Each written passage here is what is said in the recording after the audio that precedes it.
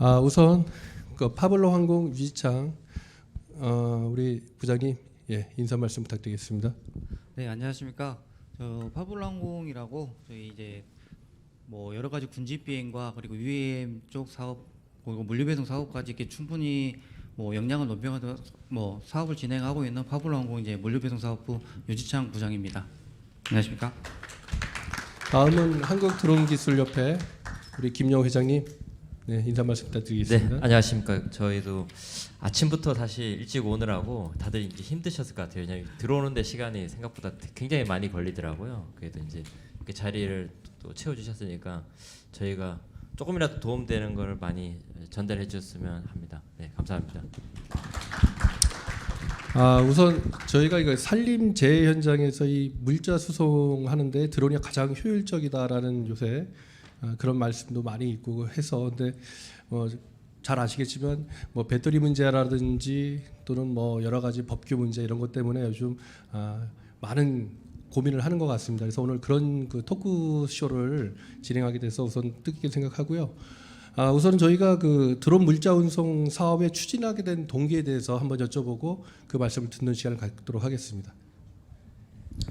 네, 저희 우선 파블로 항공에서는 이제 저희가 제주도에서 서귀포항에서 우도항까지 몇 킬로에서 60킬로 되는 거리를 드론으로 물류 배송을 하는 사업을 처음에 우선 진행을 했었습니다. 우선 성공적으로 우선은 그 사례를 1차적으로 가졌었고 2차적으로 저희가 이브기톨이라는 이제 멀티콥터를 떠나가지고 브기톨이라는 이제 멀티콥터와 고정이 합쳐진 기체를 운용해가지고 인천에서 덕적도랑 그런 섬으로 80km 되는 곳에 이제 물건을 배송하는 이제 사례를 좀 성공적으로 해서 지금 통계적으로 이제 드론 사업이나 이런 부분들을 봤을 때 20년도 사업에서는 드론으로 관련된 사업들이 굳이 제로에 가까울 정도로 퍼센테이지가 없는데 이 부분이 점점 늘어나고 있으면서 25년도에부터는 지금 13% 정도 해서 약 15조 원에 대한 이제 드론 사업이 활성화될 것이다.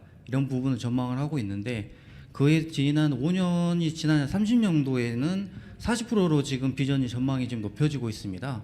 그 40%는 지금 드론 딜리버리 배송에 중점적으로 포커싱이 맞춰지고 있고 지금 실제로 22년도로 봤을 때 뭐 해외 사례로 뭐 기하급수적으로 지금 드론 배송 사례라든지 실증되는 부분들이 많이 이루어지고 있다 보니까 저희 파블랑공에서도 이런 부분의 미래 전략 사업으로 이런 부분을 실질적으로 상용 사업을 추진하고 있습니다. 네, 저 회장님.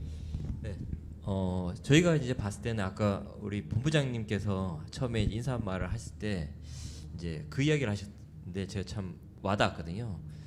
전쟁에 이제 훈련을 하는 것과 사실은 좀 비슷하게 우리도 이제 가야 된다라고 얘기하시는데 결국은 최근에 산불들을 제가도 같이 이렇게 가서 보고 이렇게 보면 뭐 완전히 게릴라전처럼 이렇게 불이 막 났다가 저쪽에 나가고 이런 사례들이 굉장히 많더라고요. 그리고 옛날보다 그 진화하는데 걸리는 그 시간들, 그러니까 날짜들이 더 소요되는 경우가 점점 늘어난 것 같아요. 그러면 현장에서 사실은 하시는 대원분들이나 여러분들한테 필요한 것들은 어떻게 보면 군수거든요. 사실은 전쟁에서 아무리 좋은 내가 무기가 있어도 총알이 없거나 미사일이 런칭이 있는데 미사일 자체가 없으면 사실 필요가 없잖아요. 그냥 그건 고철덩이거든요. 그래서 어떻게 보면은 이제 이 대형화되고 이제 점점 잦아지는 산불의 대응을 위해서는 결국은 그 지원해주는 후속 부분들이 더 중요하게 와닿을 수밖에 없지 않을까.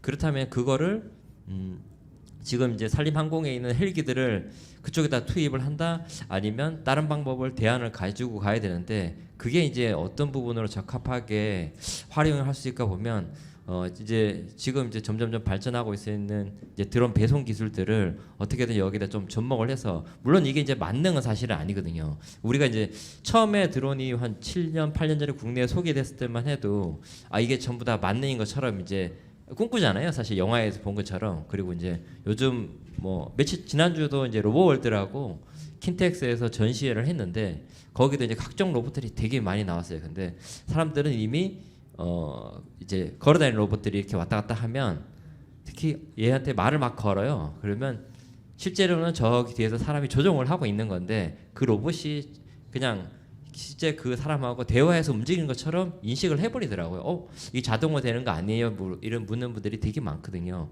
결국은 이제 이 드론도 우리가 생각하는 것보다는 아직 부족한 점이 사실 되게 많지만, 그러면 그 중에서 쓸 수 있는 부분, 그 다음에 얘가 할 수 있는 부분을 점점 해 나가서 이 산림항공에서 산불 재난이나 대응해서 어떻게 보면 군수 지원이라든지 후속 부분들을 도와주는 쪽으로 가는 것도 옳은 방향이지 않을까라는 생각을 좀 많이 했습니다, 사실.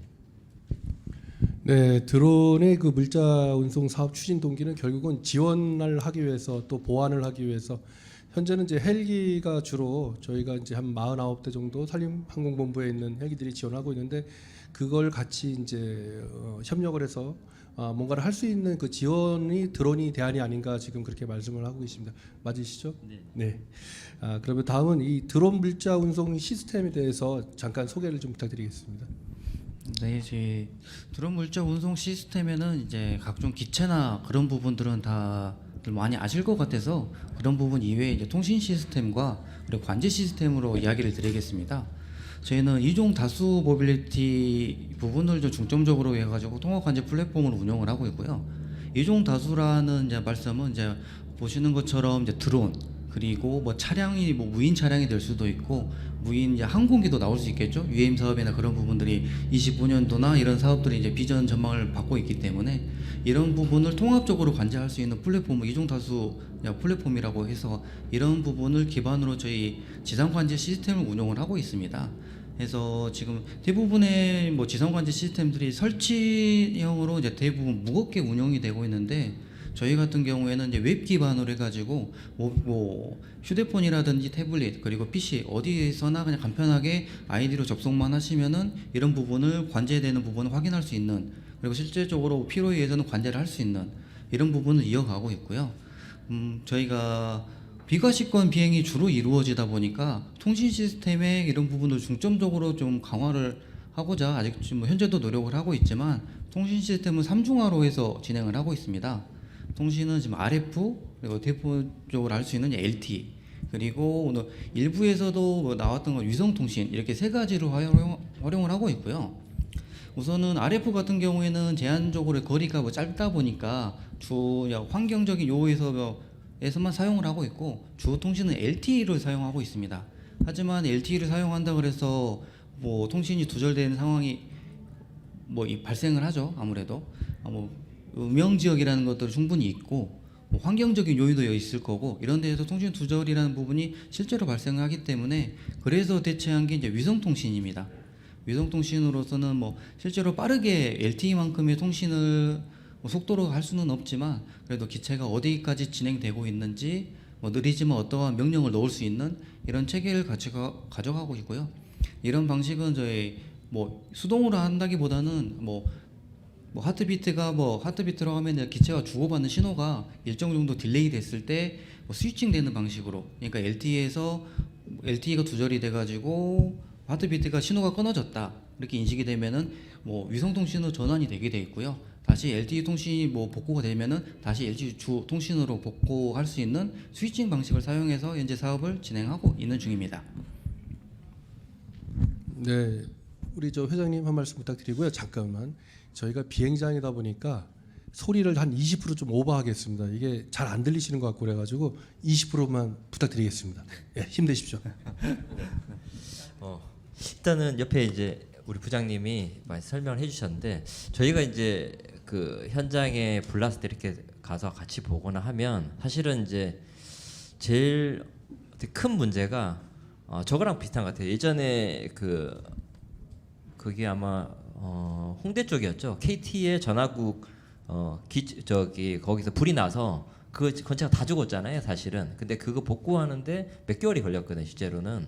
그렇다면 우리가 이제 이 시스템을 쓰는 것도 좋지만 얘가 100% 쓰는 거는 사실은 정말 좋은 환경인 거거든요, 사실은. 근데 불나고 산불이든 뭐 이렇게 진화하는 현장은 사실은 되게 정신이 없어요. 그리고 정신이 없다 보면 모두들도 긴장을 하거든요. 긴장을 하다 보면 똑같잖아요. 날카로워지거든요. 이렇게 쿡 건드리면 폭발하시는 분들도 있고, 야, 나 저기 불 끄러 가야 되는데 헬기 가야 되는데 자꾸 긁어 치니까 나 올리지 마 절로 가 이런단 말이에요 사실은.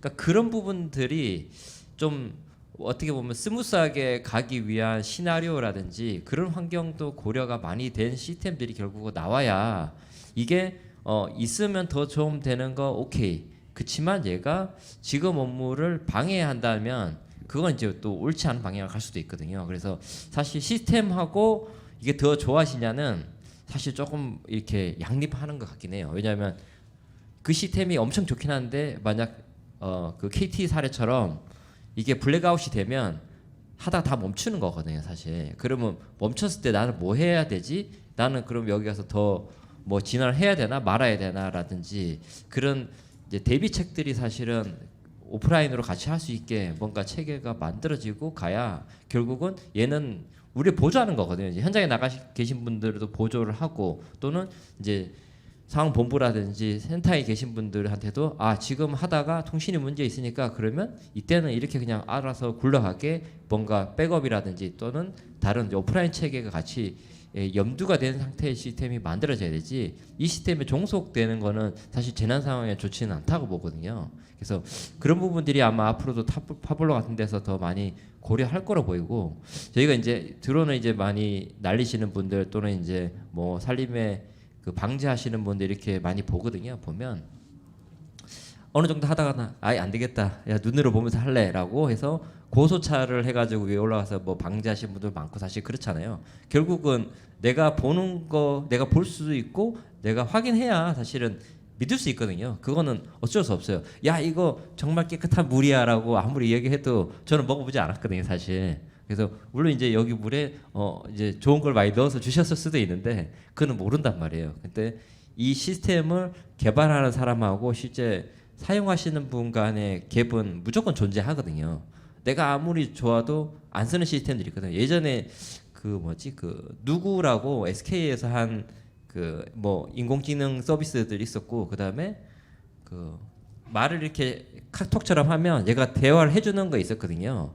예, 그런 서비스들이 나왔는데 사실 다 죽었거든요. 왜냐하면 몇 번 해보고 그냥 그렇네라고가 돼버리거든요. 근데 이것도 이제 사실은 그렇게 될 수 있기 때문에 사실 그런 부분들도 결국은 고려해서 사실은 진행되어야 현업에 계신 분들한테 야 저기 오늘 저쪽에 불이 조금 나와서 우리 가는데 지원해줘 하면 문제없이 지원되고 그 다음에 그게 통신이 문제되든 뭐 그런 것들을 이제 보완할 수 있는 체계가 돼 있어서 흘러가줘야 사실은 업무에 도움이 되거든요. 내가 쟤를 못 믿는데 쟤 보고 나한테 도와달라고 하는 거는 사실 좀 웃긴 거거든요. 사실 나는 바빠 죽겠는데 저기 가서 물건 받아라 내려오는 거 가서 지켜봐라 라고 하는 거는 사실은 좀 힘들기 때문에 그런 부분들도 앞으로는 이제 파블로 같은 데서 이제 점점 고도화를 하면서 많이 이제 만들어 가야 되는 것 같긴 해요. 사실.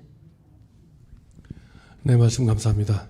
그 드론 물자 운송 시스템에서 가장 기본으로 저희가 우리 뭐 드론 관계자라면 다 아실 겁니다. 배터리가 가장 중요하고요. 오늘 파블로 항공의 유지창 부장님께서는 통신 쪽을 많이 말씀을 하셨습니다. 통신이 굉장히 중요하다. 또 우리 그 한국 드론 기술협회 김영우 회장님께서는 다양한 통신에 대한 보완이 필요하다. 결국은 이게 뭐냐면 종합적으로 본다면 통합 관제를 하기 위해서 통신이 필요한 거고요. 거기에 받침이 뭐가 되냐면은 이 배터리 문제만 해결이 된다면 어느 정도는 문제가 해결된다고 보고 있고요. 또 그 이외에 뭐 유무인이라든지 이런 것을 다 연결을 한다면은 아마 효율적인 저희가 이제 뭐 산림 진화라든지 인명 구조 또 산림 방역 각종 산림에서 활용할 수 있는 부분의 물자 운송이라든지 다양한 걸 할 수 있을 것 같습니다. 다음은 그 드론 물자 운송간 그 제한 사항이 있다, 좀 불편한 사항이 있다라는 부분에서 한번 의견을 좀 듣도록 하겠습니다. 우선 이렇게 불편한 사항이 있다 그렇게 말씀드리기보다는 제한 사항이라는 거는 분명히 발생을 하고 실제로 상용화 사업을 진행하면서 많이 겪었던 사례가 있습니다. 그래서 그냥 대략적으로 두 가지만 우선은 말씀을 드리게 될 것 같고 우선은 이제 비행 경로 그리고 안전한 비행 경로 확보 이런 부분에 대한 부분이 많이 있었습니다. 그래서 실질적으로 비행 제한 구역이라든지 금지 구역 그리고 민가도 될 수가 있고요. 뭐 고층 건물이 될 수도 있고 그리고 인구 밀집 지역 또 주로 이런 데에는 경로를 설정을 할 수가 없습니다. 현재로서는. 그래서 그러다 보니까 저희가 주로 사용할 수 있는 인구 밀집 지역이 아니거나 산악 지역 그리고 하천 이런 부분으로만 경로를 설정해서 해야 되다 보니까 여기에서 짧은 거리를 가는데 기체 같은 경우에는 먼 거리를 돌아서 가게 되다 보니까 이런 효율이 뭐 말씀하셨던 배터리나 그런 부분에서도 효율적인 부분이 많이 좀 상실되고 있는 부분들이 좀 있고, 근데 이런 부분은 이제 안전성을 충분하게 확보해야 되고 기체의 안전성이라는 게 아직은 항공기만큼의 드론이 그런 벽을 넘지는 못했으니까 이런 부분 어쩔 수 없이 좀 발생할 걸로 보이고요. 그리고 두 번째는 아직까지는 사회적인 인식이 조금은 많이 부족한 상태이긴 합니다. 드론으로 물류 배송을 한다의 취지는 좋은데 아직까지, 그리고 저희 나라 같은 경우는 물류 배송 시스템이 워낙 잘 돼 있기 때문에 뭐 드론으로 굳이 이걸 해야 돼? 저거 떨어지면 추락하면 위험한 거잖아. 이런 인식들이 아직까지는 많이 가지고 계시고, 그런 부분들을 많이 실질적으로 가서 이야기를 하고 도움을 드리면서 이런 부분 상용화 서비스를 진행을 했었고요. 그리고 두 번째에서도 이제 소음 문제가 많이 발생했습니다. 이제 가평이라는 이제 특색이 있다 보니까 좀 조용하고 사람들이 이제 관광차 많이 놀러 오는데 이게 날아다니면서 시끄럽다. 그런 부분 소음들이 되게 많았었어 가지고 이런 소음 문제 같은 경우에는 현재 저희가 뭐 대화로서도 풀거나 아니면 그쪽에게 뭐 서비스를 제공하거나 이런 부분으로 우선은 대처를 하긴 했었는데, 이런 부분도 앞으로는 이제 좀 더 필요할 걸로 보입니다. 아무래도 보완할 수 있는. 그리고 현재 기체나 개발적으로 보면은 소음이 적게 나오는 프로펠러라든지 이런 부분들이 지금 개발이 되고는 있고요. 아직 상용화까지는 안 된 것 같은데 이런 부분들이 있어서 이런 부분들을 좀 빨리 활용할 수 있는 부분이 됐으면 좀 하는 바람이 있습니다. 우리 저 회장님도 좀 한 말씀 부탁드리겠습니다.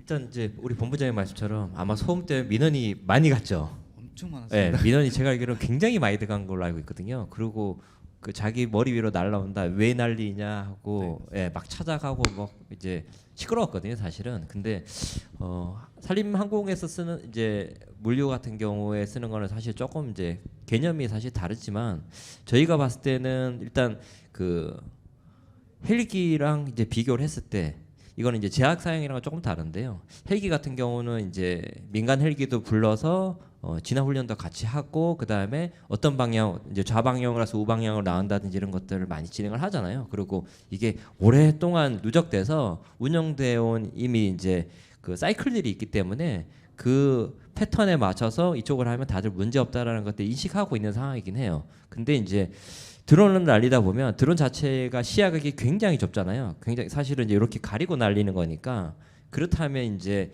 이 물류 배송도 이 산림항공에서 실제 산불 진화 헬기로 진화하는 것처럼 사실은 같이 모여서 어떤 식으로 훈련을 한다든지가 조금 기존에 이제 헬기로 하던 부분들을 좀 녹여 넣는 게 좀 필요하지 않겠나. 그래야지 서로 믿고 할 수 있거든요. 헬기는 이렇게 가니까 얘는 이렇게만 간다라든지 그런 조건들도 같이 가지고 오고, 그거를 사실은 조금 제약 조건으로 만들어 놓는 것도 조금 필요하거든요. 왜냐하면 얘가 모든 걸 할 수 있지 않거든요. 제가 예전에 이제 그 원주 가서 이제 그 진화대원분하고 이렇게 쭉 하다 보니까 제일 필요한 게 그 호수 있지 않습니까? 그 차량에서 끌고 가는 20파이짜리 호수인가요? 예, 그게 이제 굉장히 무겁더라고요. 그거랑 이제 빵이랑 뭐 이런 거 주는 게 더 급하다라는 식의 이야기를 많이 하시더라고요. 그렇다면 그거를 하는데 뭐 유니목 같은 6x6 이런 차가 필요한 건 아니잖아요, 사실은. 그냥 그것만 갖다 줄 수만 있어도 걔는 충분하거든요. 이걸 들고 왔다 갔다 하는 것도 보통 일이 아니기 때문에 그 용도에 맞춰서 기준을 만들고 그에 대해서 우리 내부적인 이제 제한 사항이라든지 뭐 어떤 것들을 만들어 가서 사실 활용을 해야 이게 좀 확장이 되지. 그렇지 않으면 이게 한두 번 해보고 잘 안 되네. 그리고 이제 파블로 같은 곳에서 막 시도를 하면 시끄러워서 힘들어요. 뭐 이렇게 이제 민원만 가면 더 힘들거든요, 사실은. 그래서 얘의 용도가 사실 만능이 아니기 때문에 내가 삽으로 파는 거랑 이제 모종 삽으로 파는 거는 사실 양이 다르잖아요.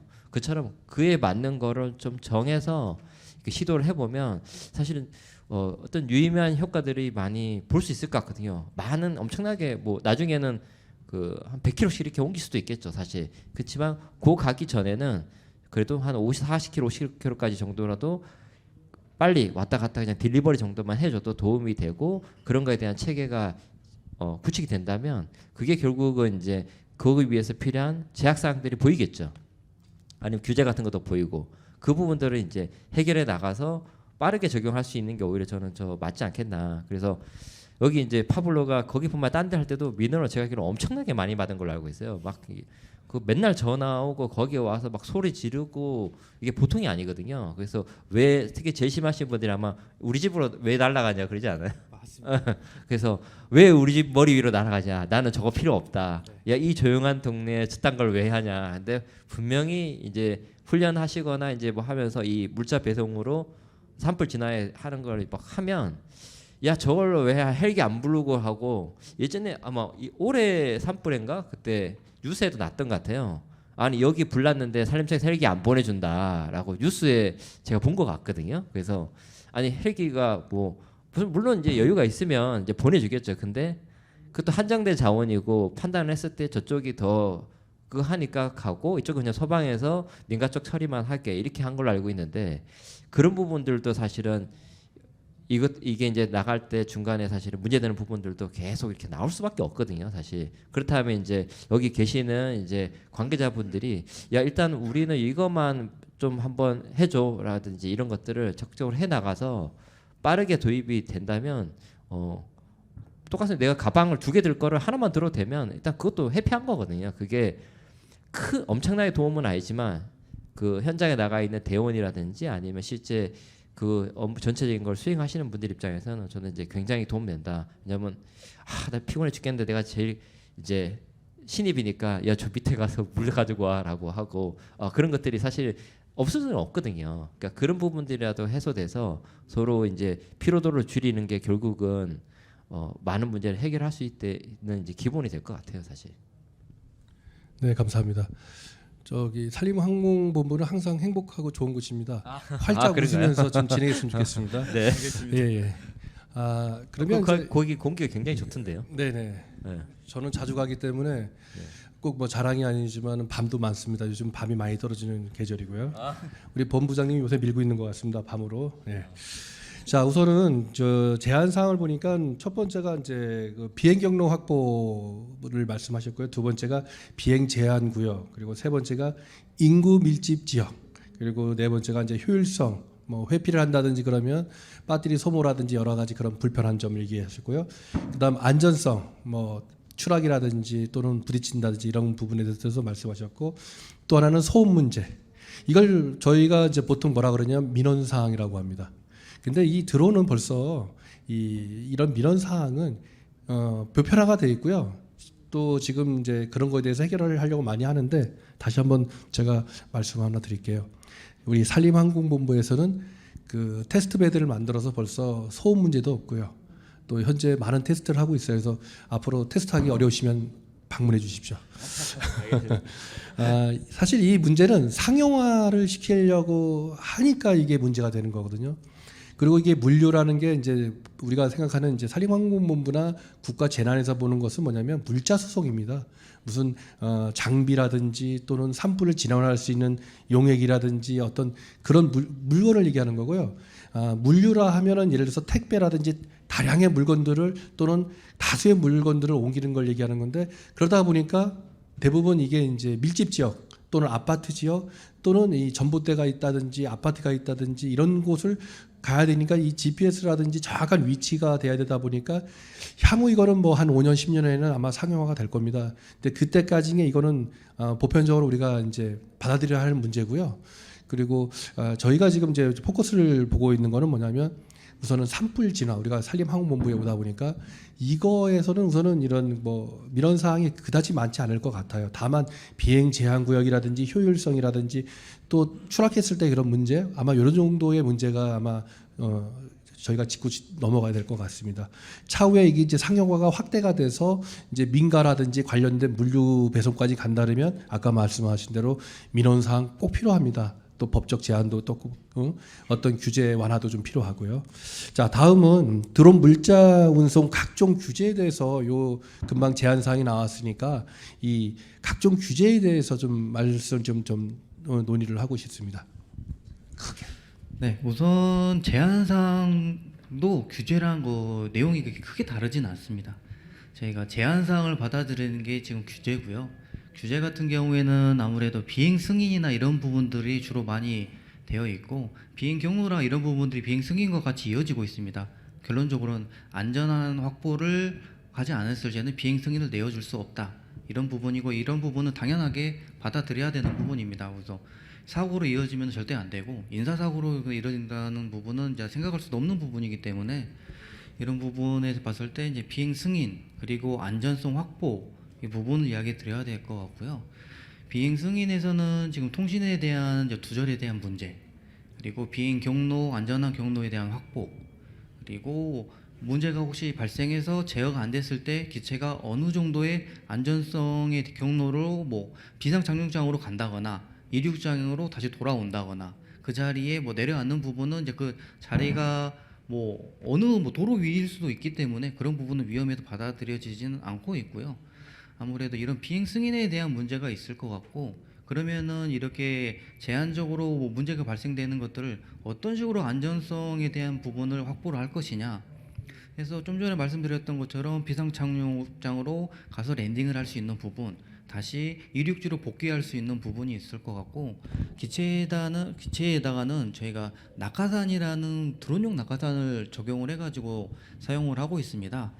기체가 갑자기 70도 이상이 되는 기울어지면 각도가 있다거나 고도가 순차적으로 불규칙하게 확 떨어진다거나 이랬을 때 낙하산이 이제 펼쳐지게 되어 있고, 그 낙하산이 안전하게 내려온다는 부분은 아니지만 이게 사람들이 인식할 수 있고 좀 천천히 내려오면서 피해를 최소화할 수 있는 이런 부분으로 좀 규제에 대해서 조금씩 완화되는 부분을 요청드리면서, 실제로 이런 규제가 조금씩 이번 실증 사업이나 이런 부분을 통해 가지고 규제가 조금씩 완화는 되고 있고요. 많은 부분들이 좀 반영되면서 앞으로에 대한 사업적으로 할 수 있는 부분들을 이야기를 해달라. 그럼 충분하게 이런 내용을 좀 반영해서 개선을 해보는 방향성으로 잡아보자. 이런 식으로 좀 규제에 대한 부분은 아직까지 많이 있으나 조금씩 풀릴 수 있는 방법으로 현재 진행이 되고 있습니다. 우리 회장님은 어떻게 생각하시죠? 일단은 이제 지금 산림항공에서 물자 배송에서 가장 이제 이슈가 되는 것들은 저희가 이렇게 보기에는 물건을 가지고 왔는데 떨어뜨릴 거냐 놓고 올 거냐거든요. 사실은 그때 떨어뜨리는 것 때문에 계속 이슈가 많았거든요. 예전에 한 4, 5년 전인가 그 1박 2일에서 그 섬에다가 드론으로 이제 물건을 이제 멤버들 놓고 갖다 주는 것들을 막 했었어요. 그래서 그게 이슈가 막 됐어요. 뉴스에 나오고 야 저거 불법인데 왜 하게 했냐라든지 막 그런 것들이 있었거든요, 실제로.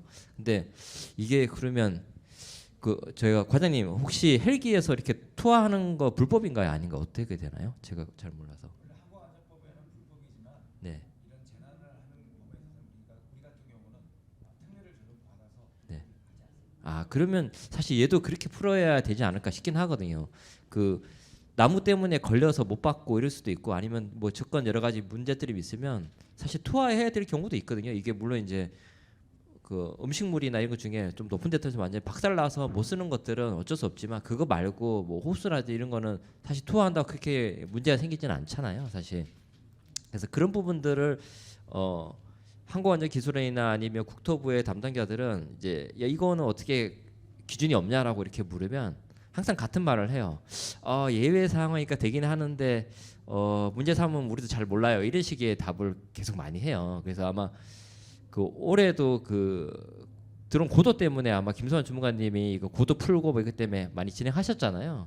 진행해 보면 풀어줄 수 있는데 나는 책임 못 져가 그때 자꾸 붙어요, 이게. 그러니까 그런 부분들은 어떻게 보면 항공본부 차원에서 한번 쭉 정리를 해서 지속적으로 얘기를 꺼내는 것도 사실은 중요하거든요. 이거를 그래 그냥 지난번 넘어갔으니까 상관없겠지 이런 식으로 가는 것보다는 그걸 약간 이제 우리는 의견을 계속 그쪽에다 던지고 이게 그 항공기가 똑같이 특례 사항에 해서 좀 진행이 돼야 뭔가 쓸 수 있다라는 걸 어필하는 것도 사실은 좀 필요한 것 같아요. 왜냐하면 산에서 이게 산만 넘어가면 통신 잘 안 되잖아요. 근데 얘를 높이 띄우면 사실 통신 또 되거든요. 그러니까 그러면 우리 높이 띄우는 게 더 나은데 그걸 또 150m를 재야 되니 말아야 되니 이런 얘기가 맨날 나오면 스트레스거든요.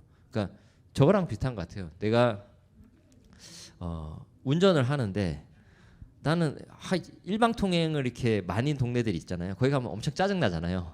아니 저기를 가야 되는데 여기를 다 돌아야 돼. 근데 아차 하고 지나면 또 돌아야 되거든요. 그러면 이제 화딱지가 막 사람들이 난단 말이에요. 그런 것처럼 결국은 이제 쓰시는데 필요한 부분들이 그쪽에 규제가 있더라도 이거는 이런 특례에 정해서 해달라는 식으로 어필을 하는 것도 사실은 좀 적극적으로 하시는 것도 좀 필요한 것 같아요. 그게 이제 꼭 뭐 샌드박스라든지 아니면 규제 개선 추진단 이런 거 통해서 하는 것도 방법이긴 하지만 내부적으로 하실 때 이제 그쪽 담당자들을 불러서 야 이렇게 해야 된다 한번 봐라라고 하는 것도 이제 그쪽에서는 야 이런 거 자꾸 저기도 달라 그러고 뭐 저기도 해달라고 하는데 싫어하거든요 사실. 그렇다면 네가 와서 한번 볼래? 와서 이래. 그러니까 이거 도와줘라는 식으로 해서 좀 풀어나가야 결국은 이쪽이 이제 더 발전하고 그다음에 선도할 수 있게 되지 않을까 싶긴 하거든요. 아마 항공본부에서 그쪽으로 쓰기 시작하고 이게 효과를 좀 보면 딴 데 다 따라 할 거예요. 그러면 이제 결국은 많이 써본 쪽이 더 잘 알거든요, 사실. 그래서 그런 것들을 좀 확대할 수 있게 규제가 있는 것도 조금 이제 과감하게 한번 모아서 해보는 것도 좋지 않을까 싶긴 해요. 그래서 민간에서 할 수 있는 거는 또 민간에서 또 이제 사업이라든지 뭐 지자체 실적이라든지 이런 거 많이 진행하지만 그건 또 별개거든요, 사실. 급한데 저거 똑같습니다. 불이 많이 나서 급해서 막 민간의 헬기 추가로 요청하고 많이 하잖아요, 실제로. 그러면 그분들은 이제 기존에 훈련 이런 거 좀 같이 해봤기 때문에 다 내용들을 알거든요. 그러니까 그것도 얘도 사실은 꼭 산림청에만 있는 항공본부에만 있는 드론을 활용할 것인가 나중에는 민간 것도 이제 사용할 수 있게 가야 될 수도 있거든요. 그런 부분도 결국은 규제랑 또 연결되는 부분이 또 있다 보니까 그런 부분에 대해서도 한번 내부적으로 정리도 하고 하는 부분들이 좀 필요할 것 같긴 합니다. 네, 말씀 감사합니다.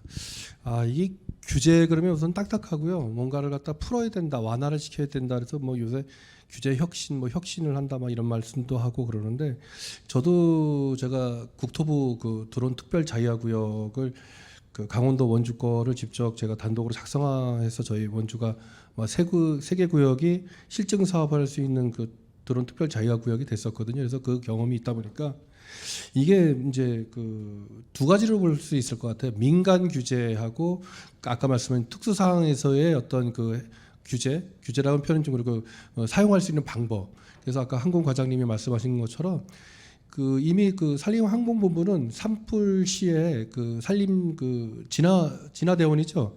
올라가면 어려운 점이 뭐냐면 우선은 뭐 식사도 못 하고 물 보급이라든지 또는 식수 먹는 것도 안 되다 보니까 벌써 오래 전부터 그 드론에서 이제 낙하를 시키면서 계속 테스트를 해보셨어요. 그 민간에서는 아직 이제 뭐 그런 걸 갖다가 하기에는 뭐 규제도 많고 그랬는데 이 산림항공본부에서는 벌써 뭐 소화액 그런 그 테스트라든지 이런 걸 갖다가 집중적으로 왜냐하면 민간이 아니다 보니까는 연구 목적이라든지 국가 기관에서 하는 것은 그 허용이 되는 걸로 저도 알고 있습니다. 그래서 지금 굉장히 보이지 않는 곳에서 산림항공본부가 역할이 크고요. 그리고 드론 그 산림항공본부의 드론 교육센터에서는 다양한 테스트와 경진대회 이런 걸 하고 있습니다. 그래서 규제 완화는 우리가 보통 그 앞으로도 규제 완화를 해야 되겠지만 아마 점층적으로 민간에서도 물류뿐만 아니고 다양한 부분에서 아마 완화가 될 것 같습니다. 그래서 그 첫발 그리고 지금 갈 수 있는 길이 아마 공공기관에서는 아마 이런 그 테스트를 하고 이런 데가 아마 산림항공부가 첫 번째가 아니었나 이렇게 생각하고요. 요 부분에 대해서는 앞으로 우리가 심도 있게 논의하면서 민간 업체나 또는 그 공공기관이라든지 산림항공부도 마찬가지로 같이 좀 노력을 해야 될 부분입니다. 그래서 제일 중요한 거는 데이터, 페이퍼가 있어서 이런 부분, 애로사항을 충분히 얘기할 때 그걸 해결할 수 있다. 그렇게 보면 될 것 같습니다. 다음은 그 우리가 앞으로 이제 그 물자 운송에 대한 기술 개발 계획이 앞으로 어떤 계획을 갖고 있는지 좀 한번 여쭤보겠습니다. 네, 지금부터는 이제 상용화 서비스도 우선 시작이 되어 있었고 1년간의 많은 데이터들을 얻었던 것 같습니다. 민원도 당연히 많이 받아가지고 여러 부분 이제 찾아뵙고 이야기도 많이 했지만 개발적으로 한다 그러면은 지금 인력이 투입돼 가지고 좀 비효율적인 부분을 자동화할 수 있는 부분을 좀 더 생각을 하고 있습니다. 그래서 기체에서 물건들을 자동으로 자동으로 뭐 물건을 적재한다거나 하역할 수 있는 부분, 그리고 전용적으로 여기는 성남 비행장입니다. 양해 부탁드리겠습니다. 네. 네, 그래서 지금 이제 기체보다도 스테이션이라고 하는 이제 물류 배송 스테이션에 관심을 많이 가지고 있습니다. 여러 가지로 지금 뭐 자동화 스테이션도 있고 이런 물류 배송 스테이션 뭐 사업적으로 쓸 수 있는 여러 가지 스테이션들이 나와 있는데 저희는 이제 아무래도 사업적인 부분이 또 있다 보니까 자동화할 수 있는 스테이션을 좀 더 광고를 하고 있고요. 그리고 실제로 저희가 운영하고 있는 기체는 5kg만큼의 페이로드를 감당하지 못합니다. 그래서 현재로서는 3kg의 적정량만 운송을 하고 있고 3kg를 잡은 이후 같은 경우에는 현재 물건들이 거의 80% 기준들이 3kg대로 운용이 되고 있기 때문에 그 정도의 타깃을 잡았었고요. 하지만 지금 정부나 이런 데 쪽에서는 이거는 부족하다. 고중량을 할 수 있는 기체가 필요하고 이에 대한 개발들이 진행이 되어야 된다. 이런 입장들을 많이 보이고 있는 상태입니다. 그리고 산림본부 같은 경우에서도 저희가 가지고 있는 기체로는 할 수 있는 부분은 뭐 빵이나 음료, 식사 같은 부분을 전달해 줄 수 있는 부분이 있겠으나 뭐 소방호스라든지 소화탄 이런 부분들 꽤 무게가 나가는 걸로 알고 있어서 이런 부분까지는 감당하기 어려울 걸로 좀 보여지고 있어요. 그래서 이런 부분까지 감당할 수 있는 좀 고중량을 감당할 수 있는 기체 개발 이런 부분에 좀 더 중점을 두고 있고요. 저희 파블라항공 같은 경우에는 군집 비행으로 많이 알고 있는 부분들이 많습니다. 우선 아트쇼라 그러죠. 여러 대 지금 저희 600대, 700대까지 드론들이 한 번에 공연을 하는 모습을 볼 수 있는데 거기에서 사업화 접목을 좀 생각을 하고 있습니다. 우선 뭐 몇백 대까지는 아니겠죠. 10대, 뭐 열 몇 대까지 되겠지만 그 대수를 한 번에 활용을 해가지고 산림본부에서 뭔가 문제가 발생을 했을 때 그 지역을 한 번에 커버를 한다거나 아니면은 뭐 간단하게 말씀드리면은 지금 방제 드론들이 많이 있을 텐데 많이 활성화되면서 여러 지역과 여러 평야 쪽에서 넓은 지역을 많이 커버를 하고 있을 겁니다. 시간적으로는 뭐 대낮이나 그런 게 아니라 거의 일몰 정도 될 때 아니면은 새벽 시간에 운용을 하는 걸로 알고 있는데 그 시간에 쫓겨서 하시는 분들이 여러 대의 드론으로 그 한 번의 평야를 한 번에 방제를 할 수 있다면 효율적이지 않을까 이런 부분을 범위적인 측면으로 산림본부에다도 지원을 할 수 있지 않을까. 그리고 군집 비행이 그렇게 범위적인 부분만 가지고 있는 게 아니라 영화에서나 그런 부분들 많이 보셨을 걸로 생각됩니다. 무거운 물건들이나 로봇 같은 거를 여러 대의 기체가 뭐 이동하는 모습 그런 부분들을 아무래도 뭐 저희 회사 측에서도 뭐 고중량의 물건을 굳이 꼭 한 대의 큰 드론이 옮긴다기보다 여러 대의 드론이 그걸 분산해서 여러 대의 그 드론들이 그거를 분산해 가지고 무게를 운동을 할 수 있는 이런 부분을 고려해 가지고 이런 부분은 개발을 좀 고려를 하고 있는 상태입니다. 회장님 한 말씀 부탁드리겠습니다. 아니 우리 부장님 발표하는데 얘가 위에 되게 시끄럽게 하는데 제가 전화를 넣을까요? 일단은 아까 배송 이렇게 많이 하시는데 혹시 주무관님 그 산에 가서 라면이 배송되면 좋지 않을까요? 컵라면 그죠? 다른 것보다 컵라면 하나씩 투하되면 최고지 않을까? 네. 근데 일단은 배송 기술들을 보면 앞으로 이제 발전 방향들이 조금 이제 나눠지긴 하더라고요. 혹시 이제 쿠팡 대부분 한 번 정도 다 써보셨죠? 네, 쿠팡이 개념이 풀필먼트거든요. 그게 뭐냐면 내가 일단 다 가지고 채워놓고 너한테 보내줄게거든요. 그러니까 내 창고 안에 모든 세상에 모든 팔 수 있는 물건 채워놓고 거기서 한 번에 보내줄게가 쿠팡인데 사실은 이제 이 산림 같은 경우에 산불 진화에도 결국은 약간 그런 개념. 제가 알기로는 그 진화 차량에도 그 호수랑 여러 가지 다 싣고 다니지 않으세요? 그 테이블, 의자, 뭐 그늘막부터 해서 전부 다 가져다니시죠, 거의 다. 네. 그래서 그거를 나중에는 이제 보내야 될 때 거를 이렇게 누르면 우리가 이제 그죠 그 자판기처럼 걔가 바로바로 딱 체킹을 해서 보내주는 형태까지로 나중에 가는 게 결과적으로는 이제 그런 방향이 되지 않을까 싶긴 하고요. 현재 보면 100kg, 150kg짜리 이제 배송형 드론도 테스트를 많이 하고 계시긴 해요. 근데 실제로 100km 이렇게 되려면 기체가 거의 250km 이상 이렇게 나와보다 보니까 운영의 효율성이 좀 떨어져서 그런 부분들은 좀 시간이 더 필요하긴 하지만 현장에서는 적어도 50km에서 100km 정도까지 된다면 그때는 아마 좀 가능성이 높지 않을까. 한 2.5톤 트럭 정도에 뒤에 실려서 가서 거기서 계속 왔다 갔다만 해줄 수 있어도 필요한 물건들 정도는 나를 수 있어서 그 정도만 돼도 실제 적용이 가능할 것 같은데 아마 그때까지는 시간 조금 걸리지 않을까 싶긴 합니다. 그래서 그래도 이제 그 희망적인 거는 배터리 기술이 점점 발전하고 있다는 거랑 그다음에 비행 시간이 점점 늘어나고 있고 그런 시도들을 많이 하고 있는 부분인데 특히 이제 항공본부에서도 특히 이제 많이 하고 있어서 그 아마 드론 택시 같은 거 비슷한 거를 개조해서 한다거니 그런 부분들도 이제 많이 고려를 하고 있거든요. 그래서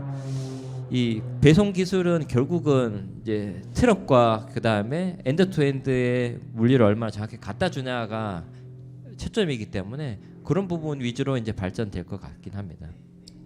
네, 감사합니다.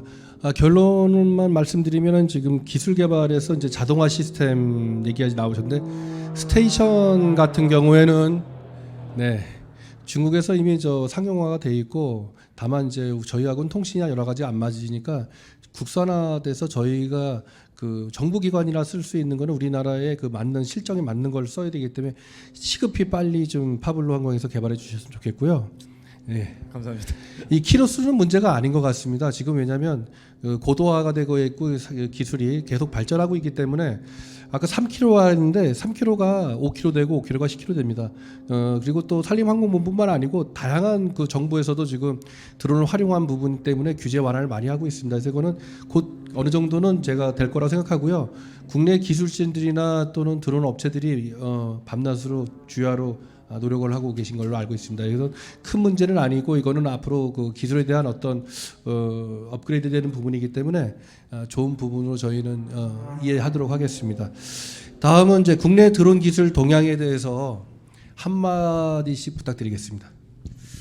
네, 국내 드론 기술 동향 같은 경우에는 지금 봤을 때 해외랑 조금 다르게 접근하는 거로 보이고 있습니다.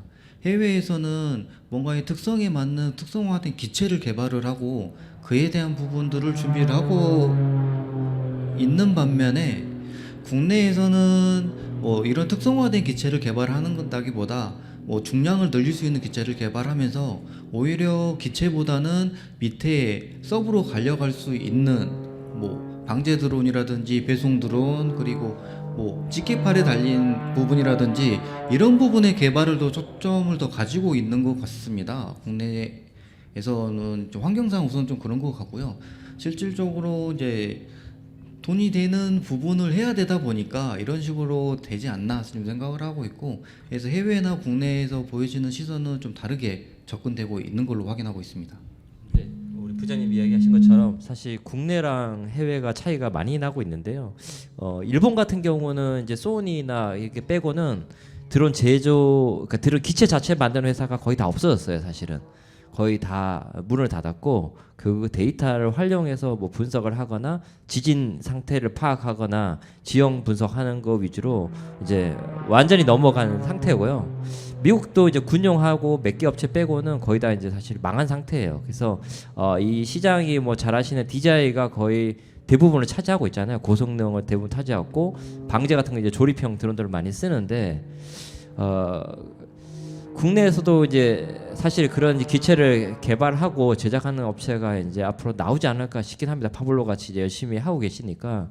근데 말씀하신 것처럼 약간 그 특정 목적에 맞는 드론의 쪽으로 이제 사업이 많이 가고 있는 것 같아요. 국내는. 그러니까 특수 목적, 뭐 방제라든지 아니면 뭐 배송 이렇게 딱딱딱 나눠진. 그러니까 차량으로 보면 특장차 있지 않습니까? 특장차 뒤에 우리가 이제 덤프를 실 수도 있고 뭐 집게발을 실 수도 있고 각 나뉘잖아요. 그런 형태로 좀 가는 것 같고 이제 일본은 완전히 이제 그 재난재해라든지 그런 분석 위주고 나머지 이제 만드는데 이제 소니 정도만 이제 따로 개발을 하는 상태고. 다른 나라도 사실 조금 비슷하게 그렇게 이제 가는 것 같습니다. 정리를 하면은 해외하고 우리하고 많이 차이가 나는 거죠. 근데 소프트웨어 위주로 많이 좀 하고 분석 이런 쪽으로 많이 한다는 말씀인 것 같고요. 국내에서는 지금 가장 많이 그래도 발전성을 본다면 군수품 시장에서가 아마 발전이 제일 많은 것 같고요. 다음이 산림항공부 같습니다. 왜냐하면 이 산림항공본부는 아마 항공본부의 특수성 때문에 의지를 갖고 자체적으로 하는 그 의지도 굉장히 강한 것 같습니다. 보통 그 기관에서 이거 하기가 힘들거든요. 근데 끊임없이 경진대회 또 포럼 이런 걸 한다는 얘기는 그만큼 우리가 산림에 대한 그 특히 산불에 대해서 굉장히 저희가 지금 중요성을 보고 있습니다. 이 강원도 쪽 같은 경우는 뭐 경북도 마찬가지겠지만 올 4월에도 큰 불이 났고요. 이 부분 때문에 아마 오늘도 물자 운송 하는데 그게 뭐냐면 이제 그 소화액 같은 거 투하라든지 또는 인명 구조라든지 또는 거기에서 뭐 이제 물건 장비를 전달한다든지 아마 그게 애로사항 때문에 더더욱 이거가 더 확대되는 것 같습니다. 그래서 앞으로 기술 동향이라 한다면 더 지금보다는 진일보하지 않을까 이렇게 보고 있고요. 산림 내 우리 이제 이게 물자 운송하면은 이제 활용 방안들이 있을 거예요. 저희들이 금방 말씀드렸던 이런 내용 말고 또 다양한 또 어떤 부분이 있을까요? 우선은 뭐 다양한 부분도 있겠지만 저희가 뭐 실질적으로 뭐 현재까지 이야기 드렸던 데에서 이야기 드리게 된다고 하면은 뭐 산림이나 그런 재난이 발생했을 때 뭐 저희 같은 이제 관제 플랫폼을 운영을 하고 있다 보니까 모든 부분이 연결이 되었을 때 뭐 상황 파악을 한 번에 할 수 있는 부분들이 좀 있을 것 같아요.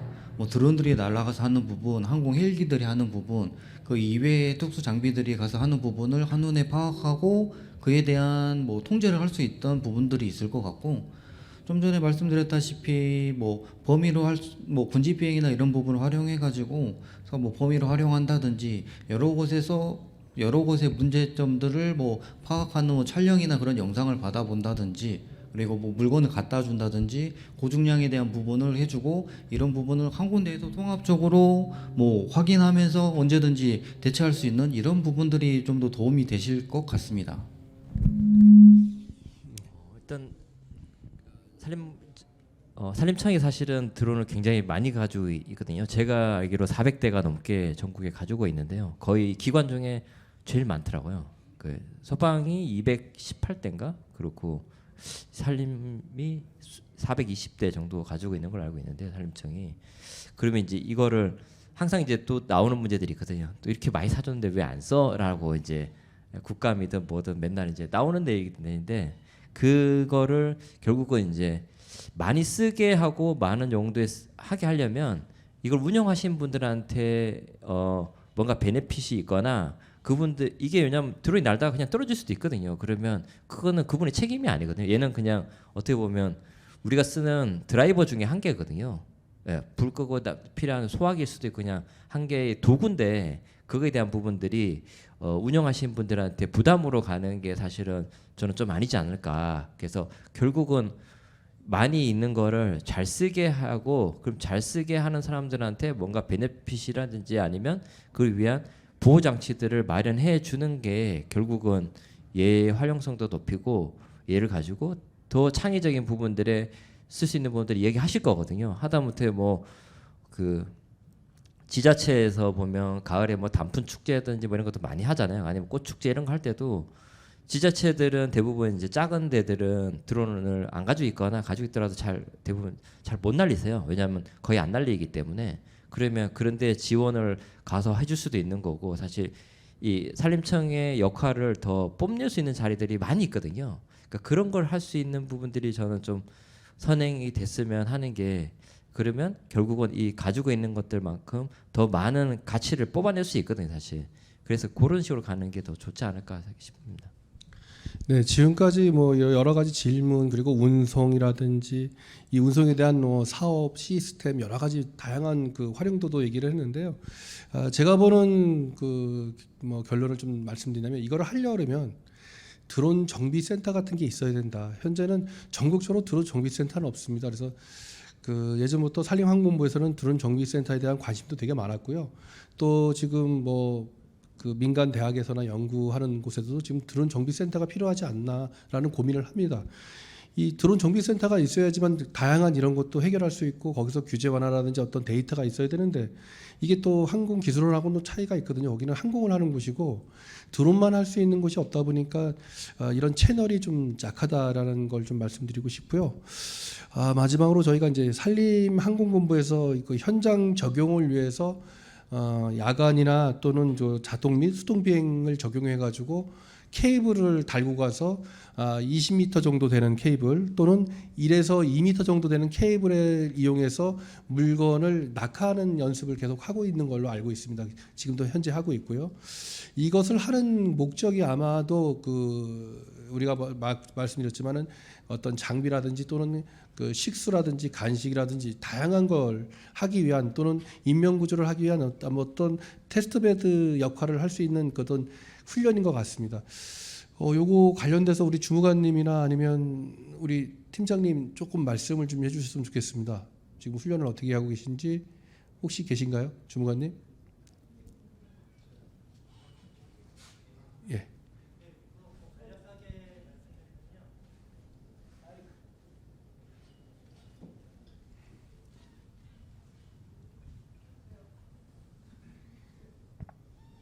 지금 항공본부에서는 작년부터 해가지고선 뭐 케이블 달고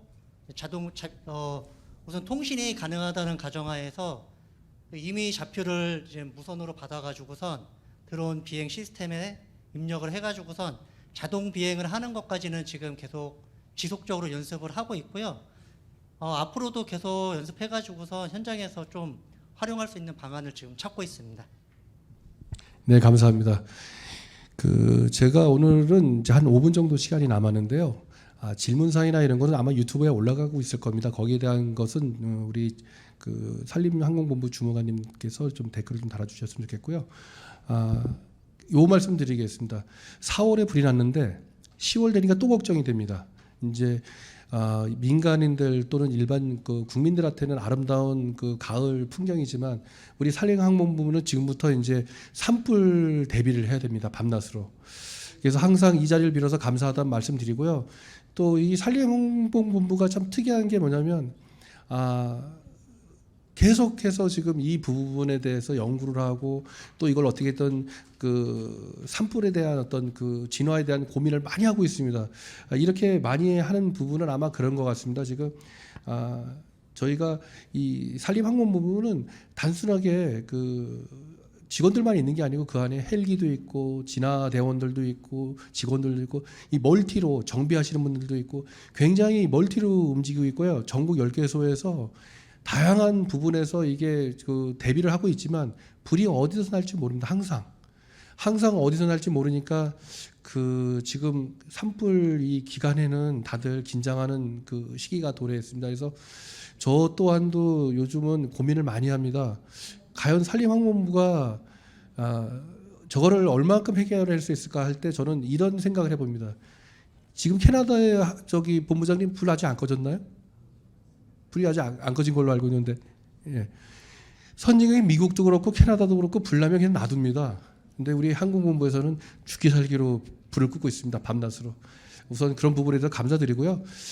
저희가 할 수 있는 거, 우리 또 민간 그 파블로 항공에서 할 수 있는 거, 또 드론 항공협회에서 할 수 있는 거 최선을 다해서 우리 산림항공본부에 도움이 될 수 있도록 노력하겠습니다. 끝으로 두 분 인사 부탁드리겠습니다. 네, 우선은 저희 뭐 이런 사업을 진행하고 있는 이제 업체이다 보니까 제가 너무 사업적으로나 이런 부분들로만 풀어서 이야기를 드리고 산림항공본부에서 뭐 원하시는 취지나 그런 부분들에 좀 부족했을 수도 있을 것 같습니다. 그래서 저희는 뭐 그런다고 해서 뭐 사업적으로나 이런 부분들을 풀어서만 하는 게 아니고 정부에서 지원이 되는 부분 그리고 뭐 민간에서는 이제 서비스에서 이제 서비스를 충분하게 받아볼 수 있는 부분 그리고 앞으로 더 나아가서는 이제 드론이나 이런 뭐 항공 쪽 무인기를 하는 회사로서 뭐 모든 뭐 정부 기관이라든지 어디에서든지 이런 활용되는 수 있는 개발을 하는 부분으로 좀 다가가야 될 것 같습니다. 그래서 좀 부족한 부분이 있었더라도 양해해 주셨으면 감사하겠습니다. 감사합니다. 네, 회장님 말씀 부탁드립니다. 부장님 할 때는 비행기가 안 가더니 제가 하니까 다시 비행기가 가는데요. 네, 감사합니다. 큰 박수 부탁드리겠습니다.